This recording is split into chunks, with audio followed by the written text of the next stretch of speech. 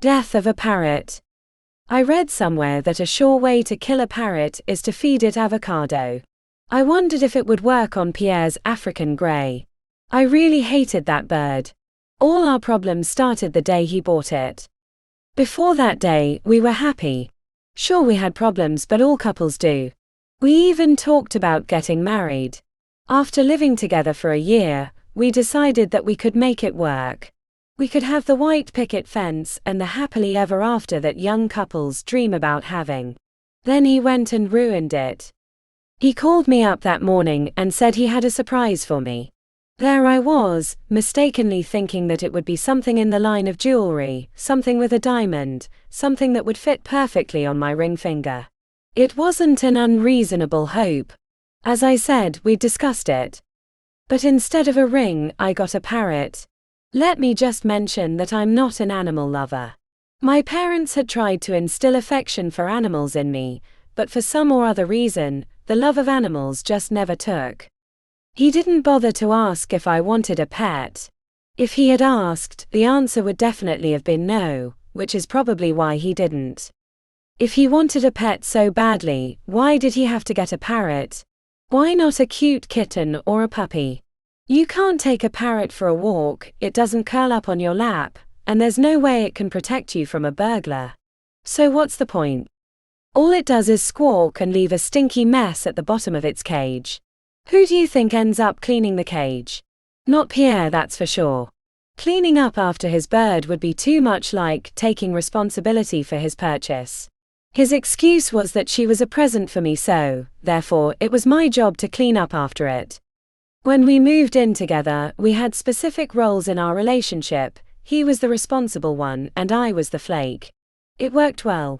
Then he bought the parrot, and our roles got all confused. Having a parrot is as bad as having a fish. I should know, my parents insisted on buying me a fish as a pet. I never did manage to keep a fish alive for very long. It always ended badly. My father would give a brief speech about what a good fish Goggles was. I always named the doomed fish Goggles. That way, I didn't have to worry about remembering which name to use during my father's ceremony. After the speech, he would flush poor unfortunate Goggles down the toilet. We tried burying them for a short while, but my mother's cat would dig the freshly buried fish up and eat it on my mother's clean white bedding. So my father decided that flushing was a lot safer for all concerned, especially the cat. Pierre called the bloody parrot Polly. He thought it was amusing. I didn't. And to add injury to insult, he taught her how to say, "Polly wants a cracker." That did it. She had to go. There were no ifs, ands, or buts about it. I was getting rid of her. Polly was leaving the building. The problem was how to get rid of her, without having to worry about Pierre's reaction. I knew that with time he'd get over it. But that would take time, and I didn't want him to hate me because of a parrot. I still wanted to ride off into the sunset with him. Then there was the little problem of preventing him from getting another pet. There were a few options open to me. I could open the cage, and the stupid thing could fly away, never to be seen or heard from again. I could take her back to the pet shop where he bought her. Or I could wring her neck and roast her in the oven in a nice white wine sauce and feed her to him. The last thought put a smile on my face. But wringing her neck could cause a few problems. There was physical strength that needed to be factored into the equation. Did I have the strength to pull it off? And then there's the luck factor that needs to be kept in mind. Knowing my luck, while I was trying to kill the damn thing, she would get away from me, and I'd end up chasing her around the house. Pierre would show up just in time to see me get my grubby little hands around her neck. I'd have some explaining to do on that one. I never was very good with explanations. I always managed to get my tongue tied in all the wrong places. Anything I said came across as lame, and even I'd end up not believing anything I had to say. The other options also had a few holes in them. If Polly flew away, she could always fly back, and Pierre could always walk into the pet shop and recognize Polly. Once again, with both options, there would be some explaining to do. I eventually decided to try the avocado story, and see if it really worked. I decided to tell Pierre that Polly flew away when I opened the cage to clean it. I wouldn't have to worry about the creature deciding to fly back, and Pierre wouldn't be able to find her if he decided to take a walk to look for her. I happened to have a ripe avo sitting in my fruit bowl just waiting for me. I walked into my white kitchen with the morning sun streaming through the windows. Polly squawked in her cage, "Polly, want a cracker?" That sealed the deal. "You're going down, bitch," I said as I looked at Polly through the bars of her cage. The cage was perched on top of the kitchen counter, which also served as our dining room table. It was quite ironic if you think about it. Why he insisted on putting it there, only he knew.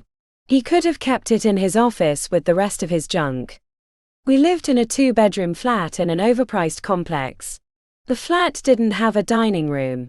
The kitchen and lounge were open plan, and the kitchen counter served as our dining room table as well as a room divider. Pierre used the second bedroom as an office. I smiled as I cut the avo in half and removed the large pip in the middle. I then peeled off the hard skin, getting avo flesh all over my fingers in the process. I sliced it thinly.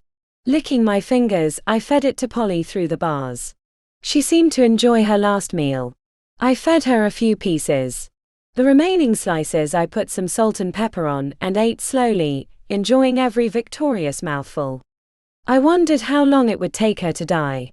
I hoped it wouldn't take too long. I couldn't have Pierre arriving home in the middle of her death scene. While I waited for Polly to fall off her perch, I decided to make a romantic dinner out of her. I wanted to surprise Pierre. A candlelit dinner for two. It would make him feel better after losing Polly. A tender and juicy roast. I just had to decide what sauce was the best to cook her in. Should I make it tangy, sweet and sour, or an elegant white wine sauce? I decided that roast potato would go quite well with Parrot. Then there was the question of which wine to serve with it. Was Parrot classified as game meat? I had a look at the wine rack. We only had a bottle of Nederburg Baron. So that settled that. Red wine it was. After a few hours of puttering around the house and waiting for the bloody bird to die, Polly fell off her perch with her legs stuck up in the air like they do in the cartoons. She finally croaked. It took her long enough. She obviously enjoyed making my life difficult. Her final act on this planet was to make sure that it would be a rush to get her cooked in time. The odious job of plucking feathers and removing her innards began. I started plucking from the tail and moved up to her head. After plucking most of her feathers, only the head still remained intact with feathers and all. I got the cleaver out of the top drawer and chopped her head off. As I chopped it off, it went for a flight. It flew through the air with a small trail of blood following its flight. The head landed splat on the floor in the pile of feathers. A small glutinous puddle of blood caused some of the feathers to stick to her head. The really disgusting part of the exercise was still to follow, gutting her. I put on my rubber gloves and shoved my right hand up Polly's anus. I kept telling myself it was just like stuffing a chicken. It was just like a chicken. I repeated it to myself like a mantra. The only problem was that I normally bought chicken pieces. I'd never before roasted a whole chicken before. It was a novel experience. I felt the guts gushing between my fingers. Bile rose in my throat. I closed my eyes and took a deep breath. I managed to get all the innards out and dumped them on the chopping board. I took some chopped up veggies out the fridge and stuffed them inside Polly's empty stomach cavity. I then tied her feet together and put her into the casserole dish with some chopped up potatoes and a dash of sherry, along with Canton's honey, sesame and garlic sauce over it. I opted against the white wine sauce. It would have clashed with the red wine. I put her in the oven at 120 degrees Celsius. A good slow cooking heat, which gave me time to get everything else ready. I wanted her meat to be soft and succulent. While Polly cooked, I cleaned the house until it was spotless. Pierre hated a dirty house. I then laid the dining room table, putting the new embroidered tablecloth on the table, along with the Noritake dinner service, which I got from my mother. I also laid out the good silver. I only used the good silver for special occasions. I put all the candles I could find all over the lounge and on the table. It was a bit of a fire hazard. The smell from the oven filled the room as I surveyed my handiwork. Both were pretty damn good. After taking one more look around the area, I strolled into the kitchen and opened the oven. It smelt delicious. My mouth watered. I put my oven gloves on and took the casserole dish out. I removed the lid and checked to see how much longer she had to cook. Almost ready. I put Polly back in the oven without the lid so that she could brown. The skin had to be crispy. Pierre would be home soon. That gave me just enough time to put on my little black number and make myself look irresistible. I threw a towel over Polly's cage, poured myself a glass of wine, and went into our bedroom to get ready. I put red lipstick on my lips and ran a brush through my hair. I heard Pierre's keys scrape against the door as he unlocked it. "Babes, I'm home," he shouted from the entrance hall. I stood against the bedroom doorpost with my glass of wine in hand, trying to strike a seductive pose, and waited for him to notice me. He walked out of the entrance hall and stopped dead in his tracks. I guess I had the required effect. I pointed towards the dining room. "I hope you're hungry," I said with a smile. "I'm starved," he said. "Then be a good boy and have a seat while I get dinner." While he sat down, I retrieved Polly from the oven and returned to the table with a parrot casserole cooked to perfection. I put the dish on the table and poured Pierre a glass. He sniffed the air like a hunting dog on the scent of his prey. Strangely enough, this habit of his never used to annoy me, but it bothered the hell out of me that night. "So what's the special occasion?" he asked me.